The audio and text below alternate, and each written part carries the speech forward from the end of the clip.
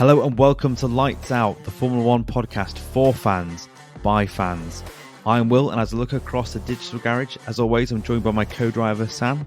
Hi, Sam. How are you doing? Hello, Will. Hello, listeners. I'm very well, thanks. It's been a very nice, bright, sunny 24 hours or so, and nice to be back behind the microphone chatting Formula One with you again. How are you? Yeah, I'm very good. I've greatly enjoyed the sunshine today. Just wish it was slightly warmer, but no, it's been lovely to sit in the sunshine and work. Where I work, the sun shines directly into my room, so it's glorious. But yeah, no, it's good to be back, like you say, recording in front of the microphone again. We're recording this the day after we've recorded our Australian Grand Prix on. For this episode, Sam, as we've got no race weekend, this weekend coming up, I've got a question for you. What would you change in Formula One? And before you give me your answer, I thought I'd sort of try and steer the conversation. I thought we could try and talk about it in sort of three groups. Sort of what are the technical changes, what are the weekend format changes, and then end on the wider sporter changes. I imagine there'll be some quite crazy and wacky ideas that we've got, but I also think we'll have some genuinely good ones as well. So if Formula One are listening, feel free to use these ideas. They're there to be used. So yeah, and away we go with the episode. So Sam, what things would you change technically in Formula One?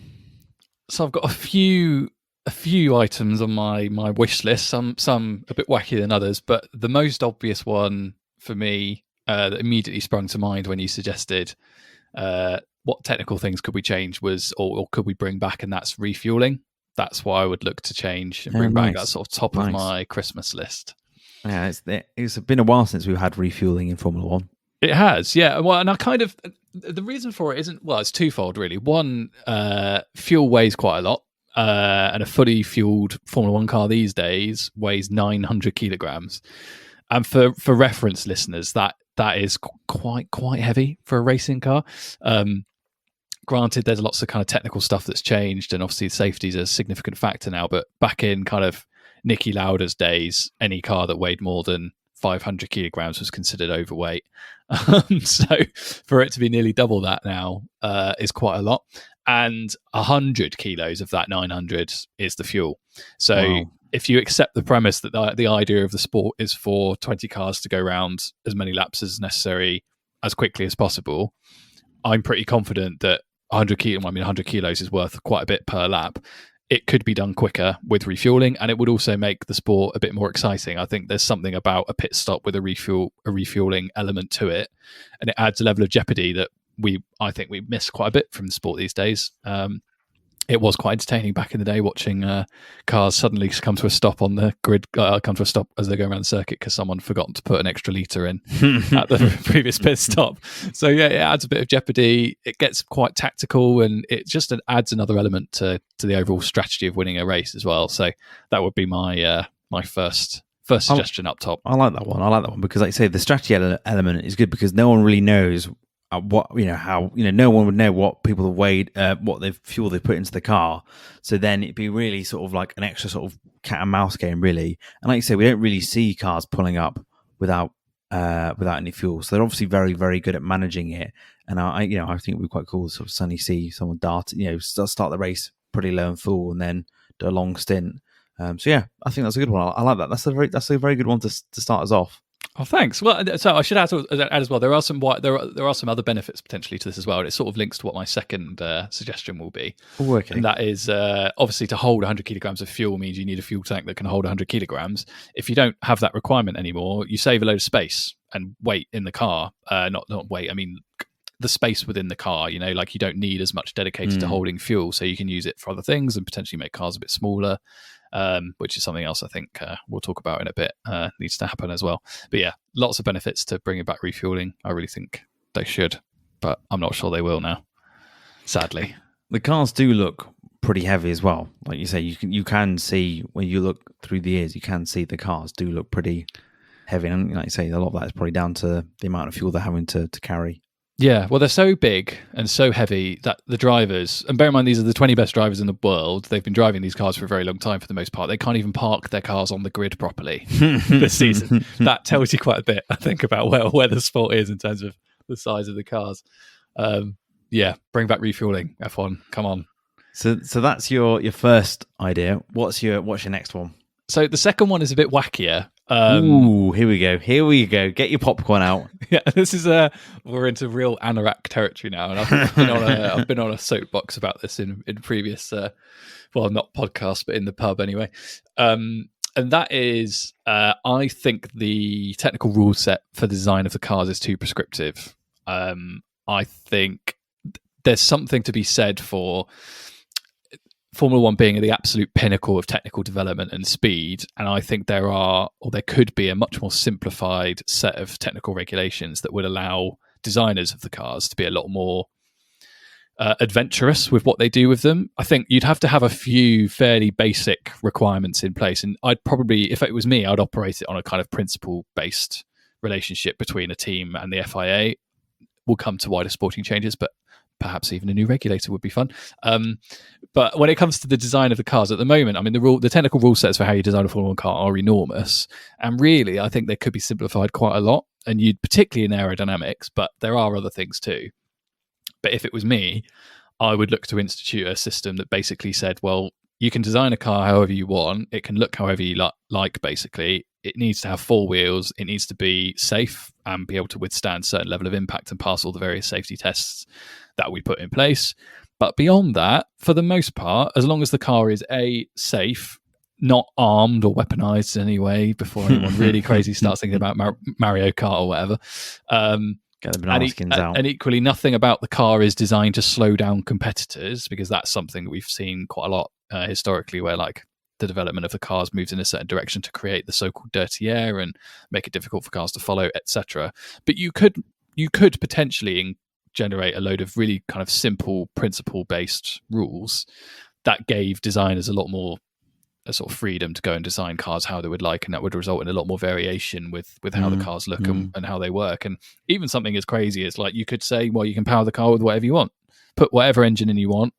If you want to power it with, a V10 or a V12, or use this fuel or that fuel or whatever, or if you want it to be a completely electric solution, whatever, have at it. I would like to see something like that just made the kind of technical development of how fast a car could go the absolute sort of pinnacle of what the sport is trying to achieve, rather than what we've got at the moment. And I understand why we've got what we've got at the moment, because they really want the teams to be as evenly matched as possible. But as we've seen so many times now throughout the years, it doesn't really work that way. We still end up with quite big gaps between teams. And generally people converge after a little while anyway. So what difference does it make realistically anyway? That would be my my next kind of wackier solution. I know you've got a slightly different version of that take, haven't you? Yeah, what I was going to say on the flip side is that I think my idea was sort of being, have, almost identical cars. And so there's very minor divergence, really. So then you've got I was talking to a friend about this, a good friend of the podcast, our good friend Richard, who was sort of saying, it's not really a sport between the drivers because it's all the cars that's the differentiator. But actually, like, if you had very simple cars, you then see driver talent, and you and I both believe that you can see driver talent, and it's not all the cars at the moment. And you think that's why why certain drivers have won multiple races and world championships, and their teammates haven't. I'm looking at you, Valtteri Bottas and Lewis Hamilton. So if you had a really simple car that everyone was sort of all quite similar, I think it would obviously be a bit boring because there's no sort of the innovation that you get in the sport. But it would mean you would then get to showcase driver ability and make it more about driver talent rather than it being, it's hard to know what the balance is really of technical genius and, what's driver genius. And I think at the moment you could say the reason why Red Bull is so successful is because it's very much technical genius with a good amount of driver genius as well. Yeah. So, if they could find a way to sort of show off the driver skill even more, I think that would be really interesting. Yeah, definitely. I mean, this has been an age-old debate, I think, in Formula One. Like, what's the purpose of the sport? Is it to establish who the best driver in the world is, or is it to establish who makes the best and fastest car? And now, you and I both subscribe to the view that it's a bit of both, really. Yeah. Both are important factors, because people often forget, like, these cars aren't easy to drive. Like, you could, if you want to create the fastest car and power it with AI, by all means, crack on, set up a whole new sport or whatever. But in this case, the whole purpose is to have a human element, and that is the driver. and the driver is a critical component. And yes, the cars are designed to go as quickly as possible, but they are also designed to be drivable for these drivers to some extent. So like you can't separate the two things quite like that, I don't think. Or historically, as that's how the debate's been anyway. But no, I wouldn't be averse to seeing something like that either. I mean, that's very similar to it's basically what the F2 format is, right? Like they have the car's technical specifications are basically the same. And yeah, that's a really good way of establishing who the top talents are, and then they invariably find their way into Formula One. So yeah, I wouldn't be too opposed to that either. Oh, very good. I like that. I like you agree with me. I mean, I think with your idea, I do think it would be quite cool because you would see genuine innovation, and you wouldn't see people sort of having to find innovation within a sort of. I find at the moment they've got to find innovation within a very tight rule set, and so when you do see someone do something radically different and they found a loophole or they've innovated, that's really impressive. But it would be interesting to see if they didn't have any, if they had sort of free roam, what they'd come up with and how it would all compare. Yeah. Definitely. No, it would be an interesting exercise. I mean, it would be fraught with problems, I'm sure. I've no doubt. Like you'd have Christian Horner on the phone every week, wouldn't you? If there was a rival team doing something he perceived to be against the principles of the very loose rule set I'd written, it would be very difficult, I'm sure. But anyway, he wouldn't have a rule book to sort of wave about and say you're not following the rules, because it would be so sort of, or the specification would be so sort of vague that it wouldn't really help him. Yeah, well, the whole rule set would be one big loophole, wouldn't it? So you wouldn't it wouldn't be like it is now, where like you've got teams finding these tiny, tiny little loopholes and things. Yeah, no, it would be interesting. I mean, both would be interesting. I think kind of an interesting difference to what we've got at the moment, for sure. Now, have you got any other wild or measured technical changes, or are you all technical ideas out? I've got one more, and this is a real soapbox item for me. Can I take a guess? Go on. Is it 3 letters long? It is. Yes, it Does it begin with a D and end in S? It does. And the middle. Is it DRS? Yes, absolutely. Oh, what a guess! What a guess! Well done. Well, you've heard me rant about this several times. Well, not several times. I mean, I dread to think how many times now. Probably double figures at this point. We've known each other a little while now.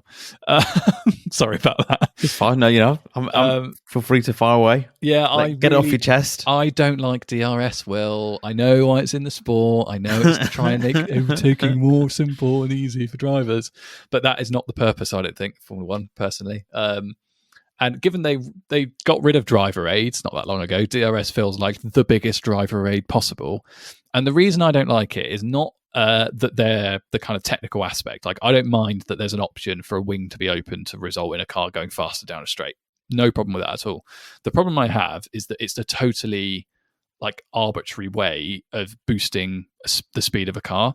Like if a car gets within 1 second, all of a sudden they get this enormous benefit, and basically the overtake in a lot of places now, as we've seen in the last 3 races, or the first 3 races of this season, particularly with one team in particular. But we've seen DRS is just massively overpowered, and it's too easy. It's defenseless, isn't it? It's defenseless. If you're the defending car, you have nothing in your arsenal, and apart from crashing into them, really, to stop them. Exactly, and it's not something that's in the control of the driver who's in control of the car. Like they suddenly get themselves within 1 second of the person in front of them. They find themselves the beneficiary of this enormous speed advantage on the straights, and the wing opens for them when they cross a certain line, and then it closes when they brake at the end of the straight. And it's just like, what involvement has the driver actually had in making that overtake happen? Press a button, move the car. Exactly. Job's done. It's not kind of racing for me. It feels very, what's the word I'm looking for? Like you mentioned WWE in the last podcast yesterday. That's what it feels like to me. It's very superficial. Yeah, it does feel a bit like it's a construct to make it look good on TV, because it will generate overtakes. But I think, initially I wasn't that against it. I quite liked it. But I think this season you see some races, they have to put so many DRS zones in to sort of make it interesting, which is worrying in itself. But then also, like we said, is their drivers are defenseless, and it actually makes driver battles sometimes quite boring, because the car that's got DRS is going to pass. There's no sort of jeopardy or drama, and I'd much rather prefer the car behind to sort of sneak up and then have a real battle for the place, rather than sort of get a massive speed boost and the other drivers sort of sit there defenselessly. Yeah, and it's gotten to a point now where it's so OP that drivers aren't even bothering to defend anymore because they know all they're going to end up doing is one of two things: either going to cost themselves loads of time, or they're going to have a crash. They're basically their only options when they're being driven past by someone with DRS. It's just, and we also get DRS trains, which are incredibly dull to watch, where everyone seems to everyone's within a second of each other. And so then no one can overtake each other because they're all getting the exact same speed boost. So you're just watching cars just follow each other, which is the main criticism of Formula One, is that it's sometimes just a procession and just a bunch of cars parading around. Yeah, absolutely right. And the other thing that DRS results in, I mean, less so at the moment because they need so many DRS zones that, I mean, it was arguable at the weekend that the Australian Grand Prix was just one big DRS zone, to be honest, because they had 4 of them. Like, it was just so crazy. And it is crazy. I think when it started, it was usually most circuits had one. Yeah, that's right. But what it generally results in is that there is only 1, 2, maybe 3 locations on a lap that result in any overtakes, because drivers know they don't have to do anything else. Yeah, like they don't need to try and like chuck one up the inside in another corner or get a bit spicy in a chicane or do any of the things that I feel like we saw an awful lot more of further, going back further into history. These days, it's like, yeah, okay, you can close up to the guy in front. You're not going to have much of a battle with them, like wheel to wheel, which is what we all want to see. You don't actually have to try and overtake them somewhere else, because all you've got to do is wait, 15, 20 seconds, get to the point of the lap where you're going to have DRS and just breeze past and it's game over. And it's just, it is a bit, I think it's sapping a bit of the fun out of it, really. So what would you do? Would you get rid of it completely? Would you bring something else in, make some changes to the rules of it? What was your sort of change to the DRS? I've wondered about ways of using it, or it being used just by the drivers. So rather than it being a really arbitrary kind of, you've entered a DRS zone, you're within 1 second, you get it. But the problem is, because it's an aerodynamic function, and we have seen previously where like people have tried to use DRS during qualifying and they've had the wing open when they've tried to go around like a really fast corner and it's costed them a load of downforce and they've had an accident. I don't think it's possible to do that. So I would bin off DRS, probably get rid of it altogether and replace it with something that is in the driver's control and results in a little bit of difference as well. Because, I mean, I know they used to use systems previously, like boost systems. That's what happens in Formula E. They've got like a boost system. I think that even fans vote for, I think, on Formula E. That's right, yeah. And something like that, I think, I mean, I don't know about the fan bit necessarily. I mean, having mocked the WWE stuff, that does feel even more WWE. Yeah. But like, yeah, something to that effect that's within the driver's control, and it gives them the opportunity to surprise the guy in front, because at the moment, there is no surprise. Like, there's nothing, like, what's going to happen. Like, we knew at the weekend, as soon as Max got his shit together and closed up the gap to Lewis, the overtake was going to happen on that straight, 100%. And that's exactly what happened. It was just over in an instant. Whereas if you've got something that's in the driver's control, both drivers have the option to use something that's boost related and can boost their speed. One's got the opportunity to defend, the other one's got the opportunity to attack, but neither knows when they're going to use those things up. And that introduces an element of kind of craziness to the whole set of proceedings, and it means you're going to get an element of unpredictability. So, for example, rather than Max just breezing past using DRS on Sunday, he would have found himself thinking, "Oh, I've got to try and get past Lewis Hamilton here. I'm going to have to get a bit clever with how I use my boost function, and just use it somewhere on the track that Lewis isn't expecting. Stick one up the inside, use the boost button or whatever, and find another way past that isn't just using the DRS. Something like that, I think, would be better. I'd like to see it trialed anyway. Yeah, which that's nicely ties into sort of my first big idea for Formula One is I think they should bring or either bring back or improve the sort of the KERS energy, the KERS or the ERS. So KERS is the kinetic energy system, and energy ERS recovery. Energy, and well, so KERS was only in Formula One for about a year before the team decided not to use it.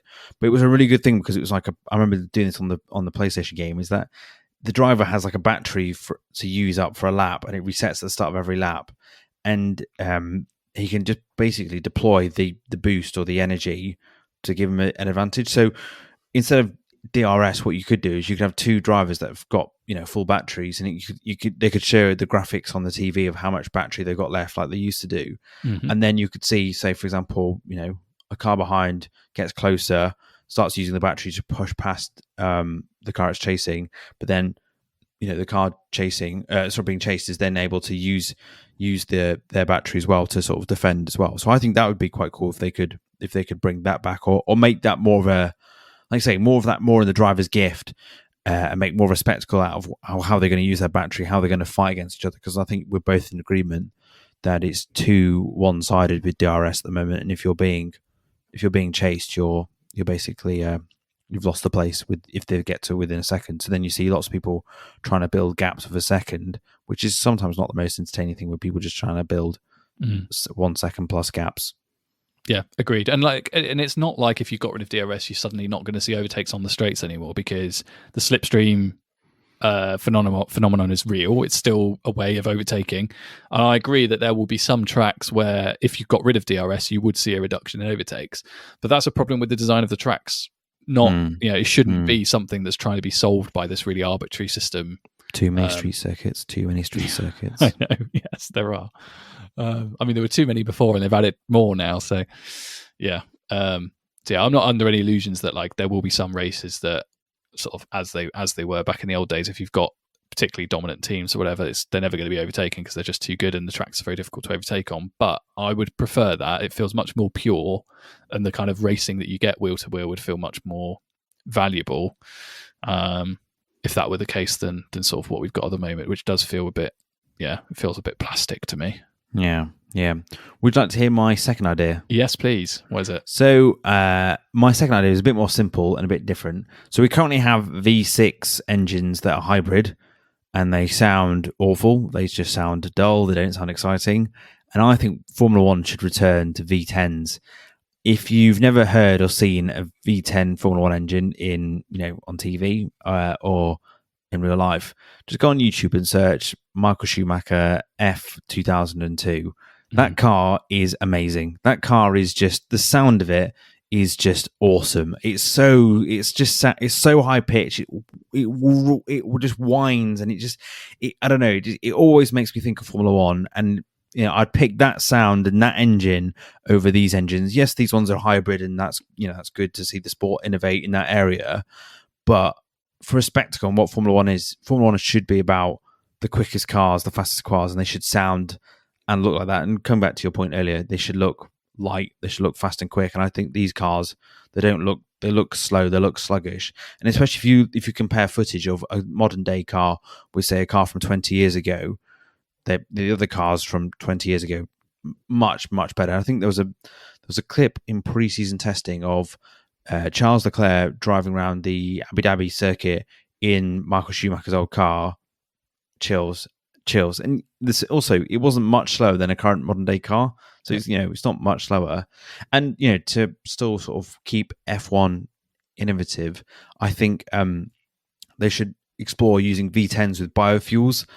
I think it's a really good way to move the sport into somewhere that's no one else is doing it, but also keep it sporting racing, because they've got Formula E that they're doing all the battery stuff.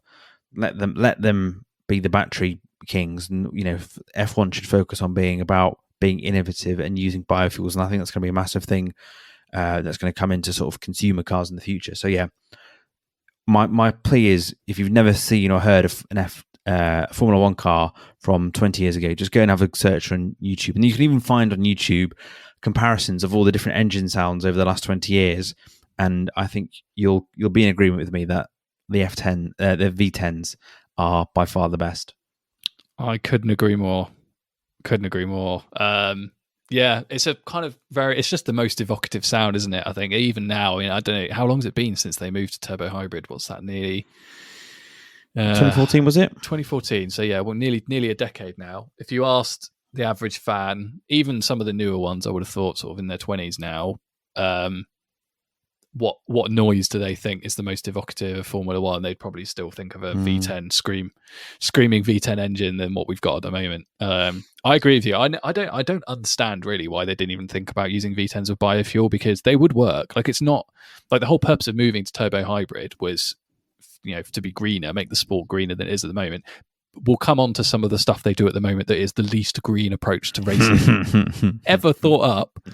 And why this is just totally mental that they're worrying about the bloody cars. But I think there's definitely something to be said for that sound, and for the size of the engines and making the cars lighter, much more raceable. And I mean, they could definitely do it with biofuels, and that would be totally renewable, and a kind of a good way to demonstrate that aspect of the sort of green agenda, rather than focusing on, as you say, sort of focusing on batteries and stuff. We've got Formula E and things for that. So yeah, I couldn't agree more. I'd love to hear that sound back in Formula One. I'm sure that, I mean, all of the drivers would as well. I mean, any time you've seen any of the drivers that were there before, particularly sort of Lewis and Alonso, people like that. I remember there was a video, Lewis was doing an interview trackside a couple of years ago, and I think it was maybe Vettel was driving a Williams, I think, an old Williams from like the early 2000s or something that he owns. Yeah. I think he bought it, didn't he? Yeah, I know the one you mean, yeah. And he was throwing it around the circuit, and Lewis stopped in the middle of the interview and was just like, he just couldn't believe it. He was just like, oh, that sound is so good. You know, like the drivers really miss it too. Yeah. It's the sound of Formula One, is it then? Like, because it's so high pitched, whereas, you know, I couldn't even impersonate a current one because it just sounds so dull. Yeah, agreed. What's your final technical innovation or change? So it's slightly different to the ones we had before. This is the change I would make is I would get rid of the halo and replace it with the windscreen, similar to IndyCar have. Now, I think the halo is a genius invention. It saved multiple drivers' lives. You know, like Romain Grosjean, Zhou, Lewis Hamilton. You know, there's a whole list of drivers that have been saved because of the Charles Leclerc as well, that have been saved by the halo being in place. You know, some serious injuries would have happened. My only problem with the halo is it looks really ugly, and it makes the cars. I think everyone's accepted it now because, you know, of how impressive it is sort of as a safety feature, but it really does ruin the aesthetic of a Formula One car. You only have to look at, you know, the last 10 years of Formula One cars, pre and post halo, and they just, I don't know, just the way that they sort of hide the driver away, the expose, you know, obviously that's part of the ploy of it as well, but it just doesn't look as good. Whereas IndyCar, they've got the windscreens, which I think are still as protective as a halo, but you get a much better view of the driver, and they make the cars look quicker. Whereas I really don't like the halo as a sort of thing to make an F1 car look quicker. I think it's a brilliant sort of design to sort of innovation to sort of for safety, but aesthetically they need to, they can't make it any better looking. It is what it is. So I think they should get rid of it and put a windscreen, a nice, you know, all-encompassing windscreen round, keep the top open but with enough protection so that nothing can land on the driver's head. Yeah, I just think it looks better. They did test it years ago, but some of the drivers complained about it affecting their vision. But then some of them also complained about the halo sort of, you know, with the bar in the very middle of their vision. That must be, you know, whenever you play the F1 game, they always change the settings so that you can't see the bar in the middle because they know it ruins your view. Yeah. What do you make? What do you think of the halo? Yeah. Does that sound a good idea? Well, am I talking rubbish, or is that a good idea? I don't think it's good or bad necessarily, because it's quite.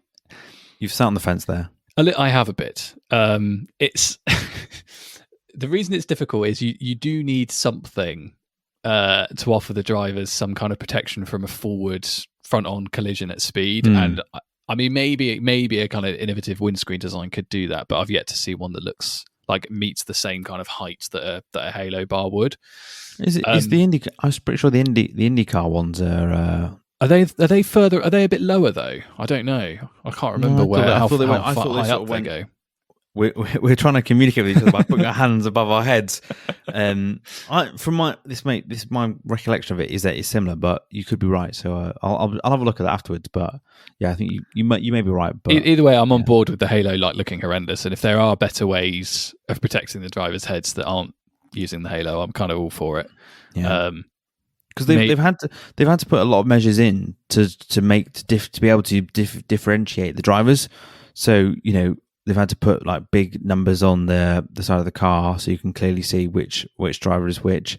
But also, like with some cars, I think Mercedes used to do this. They used to have like on the halo. So when it went from the sort of the cockpit camera on the halo, it had like a purple sort of line around it, so you could tell it was Lewis, and then Bottas was bright blue. And then like this season as well with the bright neon colours on Hamilton's car, and George has got the bright colours as well to sort of differentiate them. It's obviously making it harder to distinguish who is who, because you can't clearly mark out the helmets of the drivers. Yeah. I do wonder. So there's definitely something about. So the halo's in place it's designed to protect the driver from a forward related impact and from something landing on top of them, or indeed if the car rolls, it stops them from basically having the driver's head being in contact with the road or gravel or wherever it is they flip the car. You could, I reckon, there probably could be something in a design feature, because at the top of the kind of monocoque at the moment, you've got the air intake. Yeah.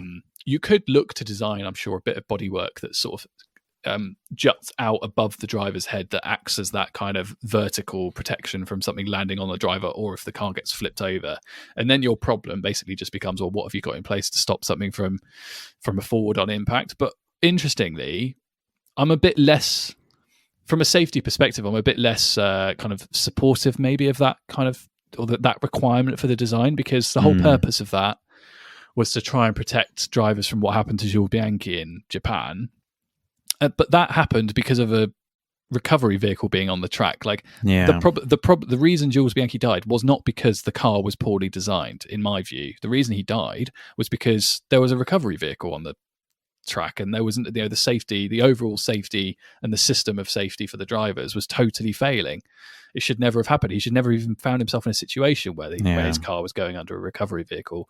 So I'm kind of, I think that there may well be ways to try and sort of provide the same level of safety for drivers that aren't necessarily what they've designed through the Halo at the moment. And I agree with you, it doesn't look great, and certainly from a visibility perspective for the drivers, it can't be ideal either. It makes it really difficult for them to get out as well.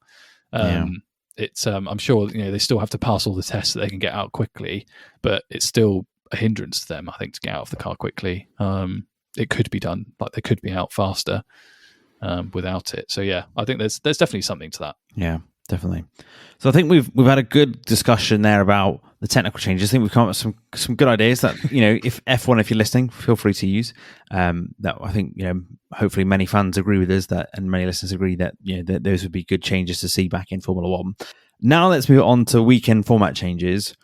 What would you want to see change the weekend format? We've obviously had the sprint race introduced in recent years, but apart from that, slight changes to practice sessions as well, reducing the length of some of them as well. Apart from that, we've not really had any other changes. What big ideas have you got here, Sam? We'll come on to the sprints maybe in a bit. I'm not a massive fan of those. I would probably look to change qualifying. I think that would be my top of the bill item. Obviously, the new format, or I say new, God, it's not that new now. It's been around for quite a while, but the format where they have 3 qualifying sessions and then you have a big top 10 shootout and you eliminate 5 in the previous 2 rounds, as it were. It's fine, and it sort of does the job to some extent, but I think you could get a bit more out of qualifying if you did it in a more of a kind of straight shootout. You get up 1 lap, you get 1 opportunity to set a time as quickly as possible, and rather than having the track available to all teams at all times throughout a qualifying session, you do it in such a way that drivers go in order and everyone has to watch that one driver do a full kind of qualifying lap at full speed. I feel like that would be quite an interesting spectacle. You get a lot more out of watching each driver do it in turn, and they could watch each other as well than what we have at the moment. That would be I don't know. I think something like that could be quite an interesting way. You would build a lot of tension as well. Yeah, I was going to say the tension from that would be really good, because say for example, you went from, championship order. So Max Verstappen went first, and then you went down the order. It would be, there's a world in which, someone could throw a surprise up and sort of take pole off him and he can respond back, which would be quite interesting as well. Yeah. I suppose it really does depend on the order, because it depends on the difference in performance in the cars, because there's a world in which you could just have it all in exactly team order because the cars are just naturally quicker as that. So, but we don't usually get that with F1 where it's all lined up in sort of team order. But I like that idea a lot. I think maybe not every weekend, but I definitely think that would make it much more of an event, something to tune in for, because I do think qualifying is probably, I don't always tune in for qualifying because I only sort of really follow what happens in Q3. Whereas, I'd probably want to watch the whole thing to sort of see the shootout, basically. Yeah, totally. And I think as well, something like that change would also, you would lose some of the the chaff, I suppose, where like teams, particularly the quicker ones, have loads of opportunity to go out and like test stuff and test runs, and like they very quickly build a picture in qualifying sessions of how far ahead they are, and then we get into the whole kind of controlling their pace, and you don't ever really see a Formula One car go round a lap as quickly as possible, because by the time they've got to Q3, the quicker teams know exactly how much further ahead they are, and they don't have to try, they don't have to like push as hard. So I think if you introduce something like this, there would be an element of the unknown attached, and that the teams would have no choice because they've basically got one shot per driver. They'd have to go out and just do it as quickly as possible. And I think it would be quite good fun. I suppose if we tie it back to the idea of the cars all being very similar, then it really is a bit about like driver mettle and driver talent. Can they deliver the goods in that moment of pressure? Can they perform and get that perfect lap? And I think, how often do we really see an outstanding qualifying lap? I would say once or twice a season. Yep. I think you probably get more outstanding qualifying laps. When I say outstanding qualifying laps, I mean someone that sort of drives the absolute wheels off that car, delivers a really impressive result, or someone gets poled by a massive margin that no one saw coming. I think you'd put drivers in that situation where they have to push even harder, and then you'll see people make mistakes, but you also see people drive the car even quicker, which I think would be a really interesting spectacle. I'd love that. I think that'd be a really good change to make. Definitely, and you get to reward the drivers that have a perfect lap as well. Because like if you find yourself in a situation, for example, like say we're in Australia and Max Verstappen goes out and sets a good time, but it's not his best, like he makes a mistake, he's not quite there, and then you find a couple of other drivers go out, have an absolutely like barnstorming lap and find themselves ahead of him on the grid. That then creates excitement for the race because you've got a car a little bit out of position. Whereas with what we've got at the moment, someone like Max has probably 3, 4, 5 separate fast laps in Q1, then another couple in Q2, and then by the time you get to Q3, he's had quite a few goes. He knows what he's doing, and you probably have 2 in Q1, I would say. Yeah, really. How long's the first session? Qualifying was a bit longer than the other 2. Yeah, but they wouldn't, because they would know they would be safe. They would just do 2. They do 1 at the start. Exactly. Right. If they've done it before, they did it last season when they were so comfortable. They just did 1 lap because they knew they were so confident that they weren't going to be in trouble. Yeah, that says more about Red Bull, but let's not have that discussion necessarily now. But no, I think like something that would remove the opportunity for multiple goes would be good. It introduces that like pure level of jeopardy that I think would make qualifying a bit more exciting.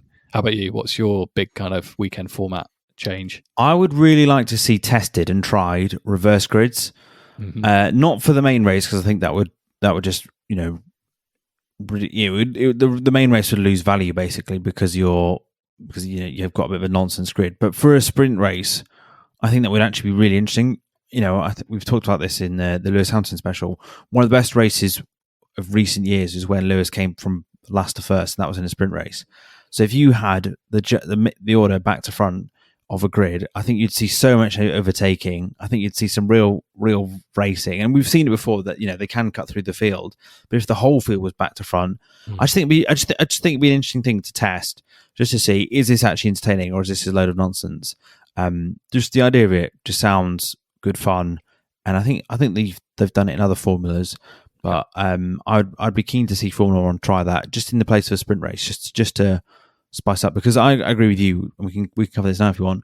The problem with sprint races I find, is that people are very cautious in them. They know that there's too much to lose by making too many moves, so they'll stick in 3rd or 4th place because that's better than sort of potentially go for a move, crash out, and they obviously don't have that jeopardy in qualifying. So they're all a bit too timid, which is a bit of a shame really, because it has a real prospect of being able to be something quite different. But I just think at the moment the rules sort of don't encourage for people to take risk. It encourages people to be conservative, and so a lot of the sprint races we've seen have been quite dull. Yeah, I agree. If they changed it so that every sprint race was just a reverse order, I'd be 100% for it. I think it'd be great. But as it is at the moment, it's just basically it's a more conservative, shortened version of the Grand Prix on Sunday. Why do we need that? Like, we don't. Yeah. There's just an opportunity to award the quick cars and quick drivers a few more points than they would otherwise earn on a normal weekend. Yeah, I agree. Do you want to hear this is not a kind of an idea I want them to bring in now, but this is just sort of one to think about. Could Formula One ever do a 24-hour race? So it's obviously like in endurance cars, that's a massive thing. Mm. It's basically what endurance cars are built for, to do 24-hour races. Do you think it would be possible for there to ever be a 24-hour Formula One race? Would the car survive? You'd obviously have to change drivers, in and out of the race to sort of make, because they couldn't stay in for 24 hours. Yeah. Would it even be entertaining? I'm not sure. So I don't think the cars would be a problem at all. Like, they're, particularly these days. I mean, most of the cars, having seen a few of them. Well, how many DNFs did we have this weekend? Quite a few. 8. But in general, they're pretty bulletproof, aren't they? These cars, and they will go for a very long time. I imagine they'd be pretty good going 24 hours. I don't think that would necessarily be a problem. But yeah, the kind of squishy bit behind the wheel is quite difficult. Like, the F1 cars are really difficult things to drive. Like, physically, it is hugely demanding. They can manage for sort of 2 hours, 2.5 hours as it is at the moment. That's what they're all trained to do, the drivers. You're looking at having significant number of different drivers driving the same car throughout 24 hours to try and get everybody through it. And then, I don't know what sort of level of competition and overtaking you would get. Would the field just get very spread out? Yeah, well, it would just become an endurance race, wouldn't it? More than anything else. And the spread would be enormous. And I think the thing for F1 as well is that the sorts of circuits they race on at the moment. I mean, maybe if you took them all to Le Mans, it would be a bit different. But the circuits they race on at the moment aren't the longest, apart from Spa and a couple of others. You would see the leaders overtaking back markers, I don't know, probably every hour or something like that. And that itself creates a lot of kind of congestion and potential problems, like if they're driving at night time and stuff. I don't know. They could definitely try it, but I think there'd be a lot to work out to make it work. Just hearing you talk about that's just completely put me off the idea. Formula One, if you're listening, don't pick up that idea. That's a terrible one. But good to discuss that one.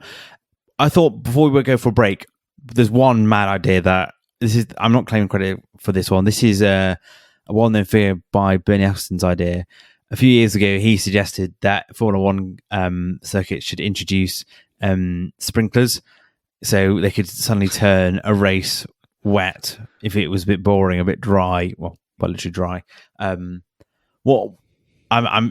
no surprise that that's never come into the sport, and especially with this current ownership group, I don't think they'll ever bring something like that in. But that would have been crazy if they'd done that right. It would. I mean, you might as well have Stone Cold Steve Austin reverse a big water truck or something onto the circuit and have him spray it down at that point, because I mean, that is just basically a WWE at that stage, isn't it? Really. I mean, I'm a bit of a purist, as you can probably tell. The prospect of having sprinklers turned on to make the surface wet and mix things up, it'd be so naff. No, totally. I don't know what possessed him to open his mouth and suggest that, as the head of Formula One at the time and the owner of Formula One at the time, to say, yeah, well, maybe we should introduce sprinklers. Maybe he was so bored by the races in that period that he thought, anything to spice it up. But yeah, thank goodness that never saw the light of day. Yeah, I don't know. I can't remember the exact timing of that comment, but I think that coincided with a period of Hamilton dominance, I think. Or Vettel dominance. Or Vettel, maybe. Yeah, one of the two. Makes sense. And I imagine that's the sort of thing that he would flippantly say when people complain to him that Formula One was a bit boring, which arguably it probably was at that point. Not suggesting that sprinklers are the solution to that. But classic Bernie. Yeah, indeed. Well, and with that, we'll take a quick break.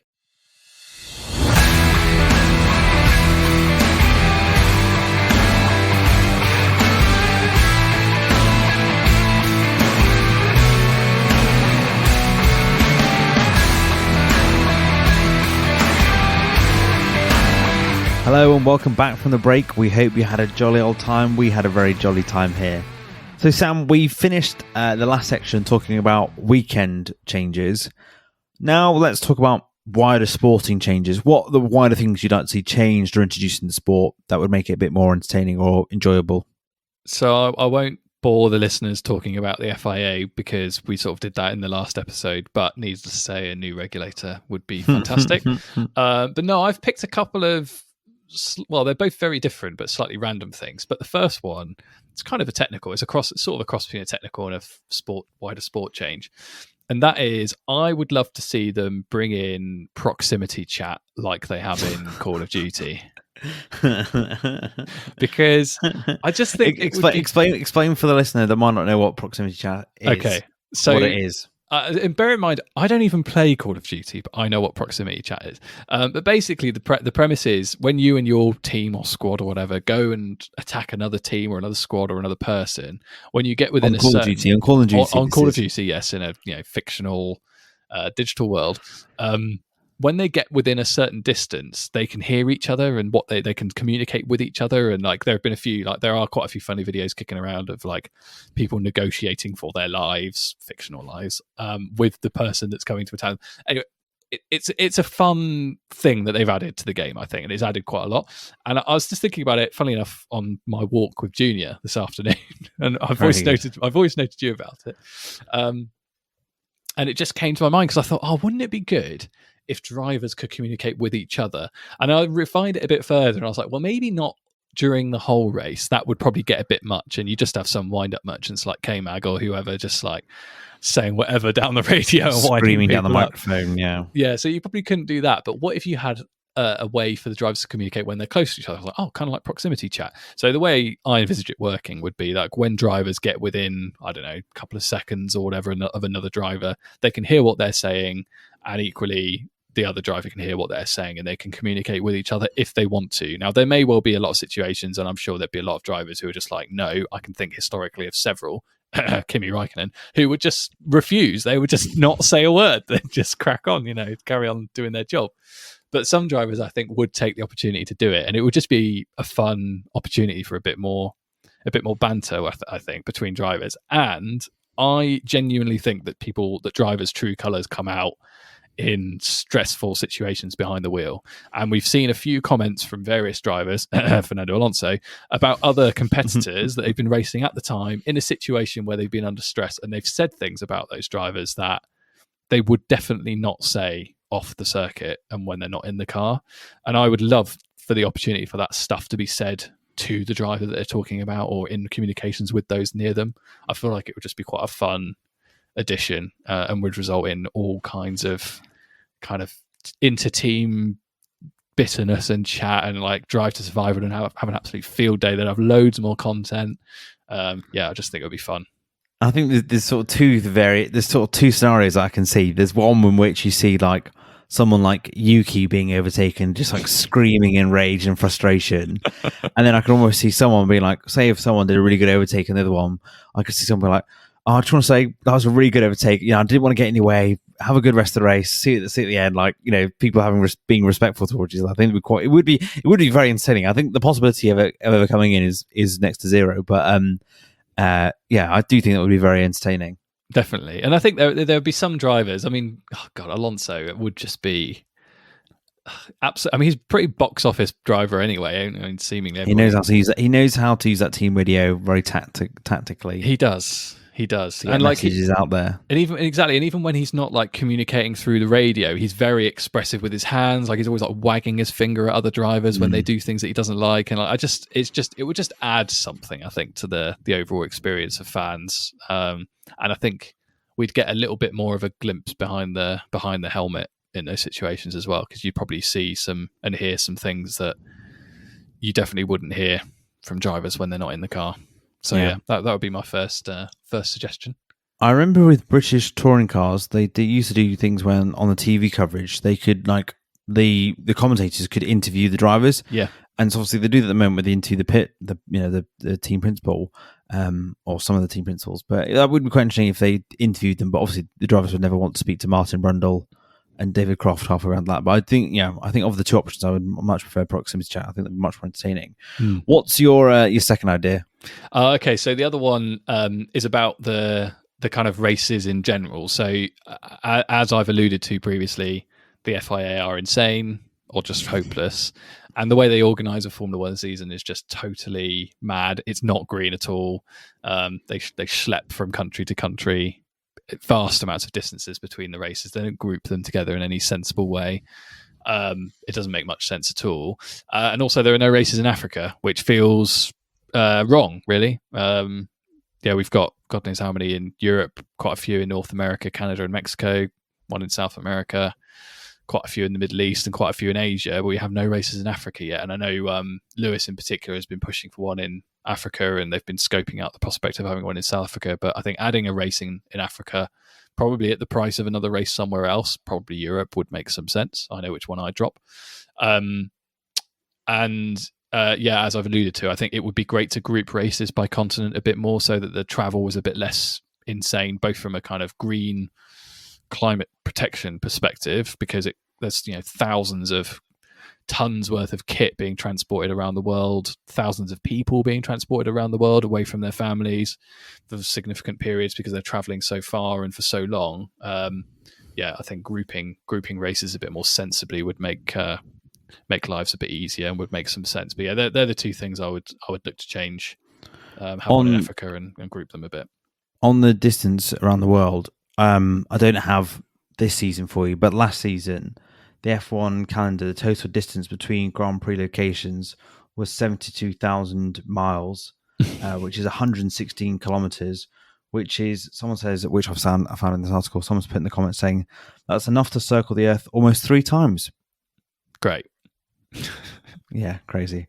Yeah, I agree with you. I think grouping them makes much more sense because this season we're off to America on 3 separate occasions, I think, and we go to the Middle East, then we go back to North America as well. So that does make sense. And also, I think Africa deserves a race on the calendar. I know Lewis has said about South Africa. And I think they were close to going to South Africa this year. I think. I don't think they could get the deal sorted in time, but surely it's only a matter of time before we end up there. But I think that'd be really cool as well, and it rightly deserves to have a place on the calendar. I don't think we'll be going to the Antarctica anytime soon. No, probably not. I mean, you're going to struggle to get a solid fan base there, aren't you? I mean, I know we can give Formula One a hard time for only being interested in making money, but they'd have some sympathy for transporting everything to Antarctica for 4 researchers and a bunch of penguins to watch. How about you? What's on your list of wider sport changes that you'd like to see? I've got 2, okay. And they're kind of linked. So the first one is I'd like to see a couple more teams in the sport. Get the grid up to about 26 cars. So we currently have got 20, so an extra 3 teams. Mm-hmm. I think it'd be really cool to have some new teams come in and sort of shake it up, be a bit different to the ones we've got already. We've obviously had teams like Lotus and HRT come in the past and sort of fail. I'd actually quite like to see a team come in and sort of stick around for a while. And you're hearing noises from Andretti and Cadillac in America trying to set up a sort of the first American team or solely American team. Obviously, we've got Haas, which is bought from other ones as well. So I would quite like to see, some new teams come in. So maybe, and that gives opportunity for new constructors to come in as well, because we're currently seeing people like Sauber being bought by Audi, Ford partnering with Red Bull. It'd be quite cool if someone else like Porsche just said, do you know what, we're going to buy our own entry and we're going to do that. I mean, I think the cost to come into Formula One as a new team, I think I read something the other day saying it's like £1 billion. Yeah, it's a lot. And the other teams all have to vote whether they want you to come in. And I think they're a bit against sort of introducing others. But I would love to see some more teams. I think it was a really exciting period when those teams came in over 10 years ago. So we'd be keen to see that. Which then sort of takes me on to my next point, and linked to that is that I read an article last week about how there's a guy called Craig Pollock, who used to be the head of the British American racing team, BAR. And he is wanting to introduce a team called Formula Equal. And this is a team which is 50-50 gender split. So all the personnel is exactly 50-50 split, even to the drivers. And I really like that idea. I think Formula One has a real issue with the roles of not only women, but also of those of ethnic minorities. And, and you've seen the work that Lewis has done to sort of shine a light on that as well. But I think having a team sort of have that principle of 50-50 and actually put a woman driver in the seat would be, I think is so overdue for the sport. So that whether that idea takes off and they ever get into the sport, that'll be another thing. But I did say they have got the backing of a Gulf state, so they might have a lot of money to afford to do that. But that would be quite cool to see a 50-50 team in. But that brings on to my second idea is the sport needs to get women drivers in. the reasoning for them not being fit and able enough to do it is a load of nonsense. It's a very old-fashioned view. Yeah. The opportunities are obviously much better for men, which is a bit of a shame, really. And I think it's pretty worrying that, so Formula One had a feeder series, or had a support series that used to go follow around some of the races for the last couple of years, called the W Series, which is made up of all female drivers. And Jamie Chadwick, I think she's the only champion. She's won it twice, a British driver. She's not even got into Formula 2. She's ended up on the Williams sort of driver program, but she's never ever taken part in a Friday practice. So, she's not really getting those opportunities. And she's had to accept going to race in IndyCar because that's the only place she can get a drive, because she can't get into Formula 2 and Formula 3 because of the cost. So the most promising and high prospect female driver, Jamie Chadwick, can't even get close to can't even get a Friday practice session testing the car, which is a real shame, really. It looks like it's going to be a while before we actually see a woman driver. I know Susie Wolff has probably got the closest, and I think she did several practice sessions, and she's just been made the managing director of F1 Academy, which is sort of a replacement for the W Series, which is going to support F1, and it has the backing of Formula One. So let's hope that is an actual route and a path for female drivers to get into the sport.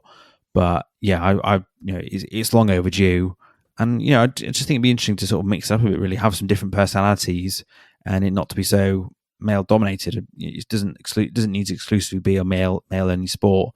So yeah, that's what I'm quite keen to see come into Formula One sooner rather than later. And I think if I was a sponsor, I'd want to be part of a team that is pushing for that change. So we'll see if Formula Equal takes off. But if I'm a sponsor, I would want to get behind someone like Jamie Chadwick and fund her to Formula One, because I think not only are you doing good for that person, but your brand is going to look good as well, which obviously not all about. But yeah, what do you make of women in F1 drivers? No, well, here, really, to all of that. I totally agree with you. I think it's quite disappointing, really, that we've not had any female Formula One drivers yet.